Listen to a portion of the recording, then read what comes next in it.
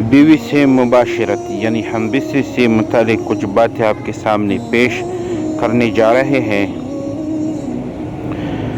بیوی کے ساتھ کثرت سے ہم بستری کرنا۔ ناظرین، شریعت نے بیوی سے ہم بستری کرنے میں کوئی حد مقرر نہیں کی، لیکن ہذا خالص نہ ہونے کی وجہ سے بیوی کے ساتھ کثرت سے ہم بستری کرنا انسان کی جوانی کو بہت جلد ختم کر دیتا ہے۔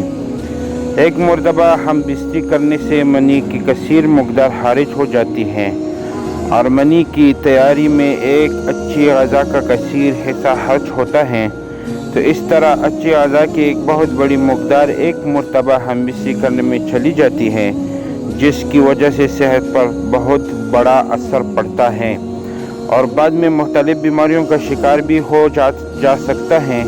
ان میں سے ایک اہم بیماری سرعت انزوال ہے، اور آدمی جہاں سرعت انزوال کا مرض میں مبتلا ہوگا تو بیوی سے ہم بستری کی لذت اور اس کے لطف میں کمی ہوگی، اور عورت کی تسکین نہ کر پانے پر آپس میں رنجش شروع ہو جائے گی۔ مزید یہ کہ کثرت انداز سے مادہ کمزور اور پتلا ہوتا چلا جاتا ہے، جس کا اثر اولاد پر بھی پڑے گا کہ وہ کمزور اور ضعیف اور حلقت پیدا ہوگی۔ ناظرین، نبی کریم صلی اللہ علیہ وسلم نے آزاد کردہ غلام ثعبان رضی اللہ عنہ نے انہیں یہ حدیث سنائی۔ کہا، میں رسول اللہ صلی اللہ علیہ وسلم کے پاس کھڑا تھا کہ ایک یہودی عالم آپ کے پاس آیا اور کہا، اے محمد، آپ پر سلام ہو۔ میں نے اس کو اتنی زور سے دھکا دیا کہ وہ گرتے گرتے بچا۔ اس نے کہا، مجھے دھکا کیوں دیتے ہو؟ میں نے کہا، تم یا رسول اللہ نہیں کہہ سکتے۔ یہودی نے کہا، تم آپ کو اسلام سے پکارتے ہو جو آپ کے گھر والوں نے آپ کا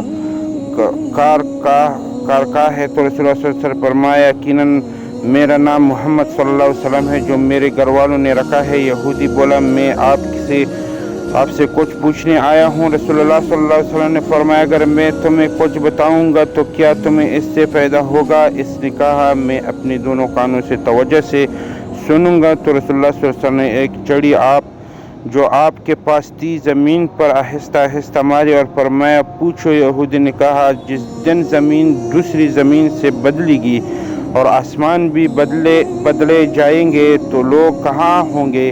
رسول اللہ صلی اللہ علیہ وسلم نے فرمایا، وہ پل صراط سے ذرا پہلے اندھیرے میں ہوں گے۔ اس نے پوچھا، سب سے پہلے کون لوگ گزریں گے؟ آپ نے فرمایا، فقراء مہاجرین۔ یہودی نے پوچھا، جب وہ جنت میں داخل ہوں گے تو ان کو کیا پیش کیا جائے گا؟ تو آپ صلی اللہ علیہ وسلم نے فرمایا، مچھلی کے جگر کا زائد حصہ۔ اس نے کہا، اس کے بعد ان کا کھانا کیا ہوگا؟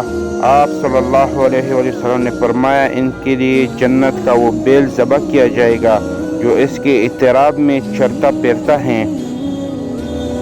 اس نے کہا، اس کھانے پر ان کا مشروب کیا ہوگا؟ آپ صلی اللہ علیہ وسلم نے فرمایا، اسے جنت کے سلسبیل نامی چشمے سے۔ اس نے کہا، آپ نے سچ کہا۔ پھر کہا، میں آپ سے ایک چیز کے بارے میں پوچھنے آیا ہوں، جیسے اہل زمین سے محسس ایک نبی جانتا ہے یا ایک دو اور انسان؟ آپ صلی اللہ علیہ وسلم نے فرمایا، اگر میں نے تمہیں بتا دیا تو کیا تمہیں اس سے پیدا ہوگا؟ اس نے کہا، میں کان لگا کر سنوں گا۔ اس نے کہا، میں آپ سے اولاد کے بارے میں پوچھنے آیا ہوں۔ آپ صلی اللہ علیہ وسلم نے فرمایا، مرد کا پانی سفید ہوتا ہے، عورت کا پانی زرد۔ جب دونوں ملتے ہیں اور مرد کا مادہ منی عورت کے منی پر غالب آ جاتا ہے تو اللہ کے حکم سے دونوں کے ہاں بیٹا پیدا ہوتا ہے، اور جب عورت کے منی مرد کے منی پر غالب تو اللہ عز و جل کے حکم سے دونوں کے ہاں بیٹی پیدا ہوتی ہے۔ یہودی نے کہا، آپ نے واقعی صحیح فرمایا، اور آپ یقیناً نبی ہے۔ پھر وہ پلٹ کر چلا گیا۔ رسول اللہ صلی اللہ علیہ وسلم نے فرمایا، اس نے مجھ سے جس چیز کے بارے میں سوال کیا، اس وقت تک مجھے اس میں کسی چیز کا کچھ علم نہ تھا، حتیٰ کہ اللہ تعالیٰ نے مجھے اس کا علم عطا کر دیا۔ رسول اللہ صلی اللہ علیہ وآلہ وسلم سے غسل کے بارے میں سوال کیا گیا۔ آپ صلی اللہ علیہ وآلہ وسلم نے فرمایا، ہر پانی منی کے قطرے سے بچہ پیدا نہیں ہوتا، اور جب اللہ تعالیٰ کسی چیز کو پیدا کرنے کا ارادہ فرما لیتا ہے تو اس سے کوئی چیز روک نہیں سکتی۔ دعا ہے کہ اللہ تعالی ہم سب کو شریعت کے مطابق ہم بستری کی توفیق عطا فرمائے۔ یا اللہ ہم سب کی کمی پیشیاں معاف فرما۔ یا رب العالمین جو بے اولاد ہے ان کو نرینہ اولاد عطا فرما، جو تندرست ان کی تندرستی دور فرما، جو رزق کی وجہ سے پریشان ہیں ان کو حلال رزق اور وفر مقدار میں عطا فرما۔ یا رحمان یا رحیم جو گھر کی پریشانی میں مبتلا ہیں ان کی پریشانی دور فرما، جو کام کی وجہ سے پریشان ہیں ان کا اچھا کام لگا دے۔ یا اللہ جو سود میں پھنسے ہوئے ہیں، جو قرض میں ڈوبے ہوئے ہیں، ان سب کے لیے آسانیاں پیدا فرما اور ان کو ان کی چیزوں سے نجات عطا فرما۔ یا رب العالمین جو جھگڑے ہوئے ہیں ان میں صلاح کے دار، یا رب العالمین جو کچھ سنایا اور سنایا گیا اپنے برگاہ میں قبول فرما اور ہمارے خاتمہ ایمان پر فرما اور ہماری دعا قبول اور منظور فرما۔ امین ثم امین۔ ناظرین آپ سب کی کمنٹ میں امین بولے تاکہ اللہ تعالی ہماری پریشانیوں کو دور فرمائے اور ہماری مشکلوں کو حل فرمائے۔ اللہ تعالی ہم سب کا حامی اور ناصر ہو۔ آمین ثم آمین۔